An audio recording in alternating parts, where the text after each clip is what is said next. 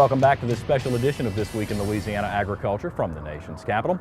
As we told you earlier on the program, it's essential for farmers to come here to Washington to tell lawmakers how the laws they pass here affect them back home. That's very critical for young farmers who are just starting out. And to tell us more about the Louisiana Young Farmers visit here to Capitol Hill is AJ Sabine, who's standing by with this week's guest. AJ? That's right, Mike. Our Louisiana young farmers and ranchers have a lot to talk about with their congressional delegation here on Capitol Hill. And to talk more about some of those issues is Mr. Clayton Hurdle, the chairman of the Young Farmers and Ranchers of Louisiana. Clayton, I know you have particular issue with the H2A and H2B rules as it pertains to your farm.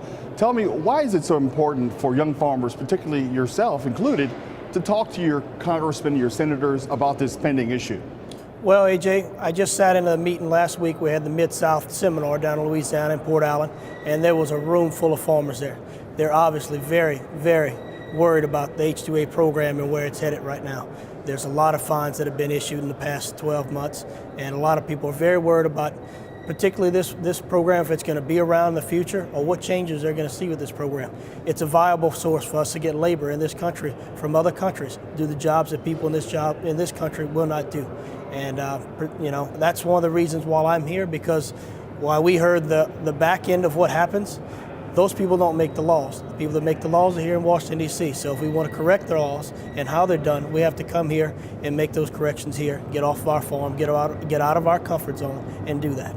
And Clayton, I know that you and some of your colleagues here in Washington are highly motivated because this, as you all know, is a farm bill year. And tell me, what are some other issues that some of our farmers have come to talk to Congress about?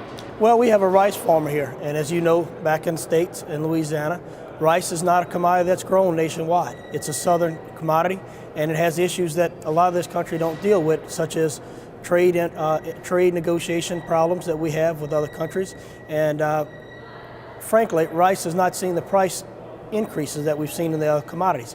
So when you're talking about a farm bill that's going to have the direct payments taken completely out of it because of Title I, they're going to be affected. A lot of that money is money that they can bring to their bank and show them, this is what I'm going to be dealing with, this is the issues that I have and the money that I'm going to make. Right now, they're proposing different programs to use, such as low, shallow loss programs on the insurance side. That doesn't work particularly well with the rice industry. I guess their next best thing would maybe be these target prices that are being talked about. But we have some of those rice farmers here with us. Myself, I'm a sugarcane farmer, but I'm going to stand with the rice guy because if I need help, he's going to be here with me. Clayton, I know that you're an ag leader with the LSU Ag Center's Ag Leadership Program, and you've been to Washington before, and you know how effective it is to put a face on those issues, particularly when it comes to Farm Bill and EPA and these other regulations. Tell folks how important it is and how much impact you've heard or dealt with, knowing that to get this information out to these congressmen and how effective that is to really press your point. It's effective. It's very effective, AJ. If they don't know our issues firsthand, we can send people up here that we pay to do this, but we're not paid to be here. I'm not paid. I'm doing this as a voluntary act. I'm up here taking time off of my farm. And yes, I have been through the Ag Leadership class, which is a very good tool to train people like myself to come up here to voice our opinion, because this is out of our comfort zone. So for us to come up here and be able to do this, we need some training. We need some people that can show us how to come up here and how to express our issues that are going on back at home. But when we get here, we need to just tell them real life stories of what's going on back home, and that's what they want to hear. They don't want to hear all the bureaucracy and all the bills and all these different things that they hear here on a day-to-day basis. They want to know what's going on the ground at home. Well, Clayton, thank you so much for being here and being with us here on This Week in Louisiana Agriculture. We appreciate your dedication to the issues.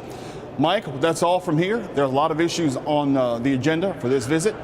That's all we have now. Back to you. AJ Sabine, thanks.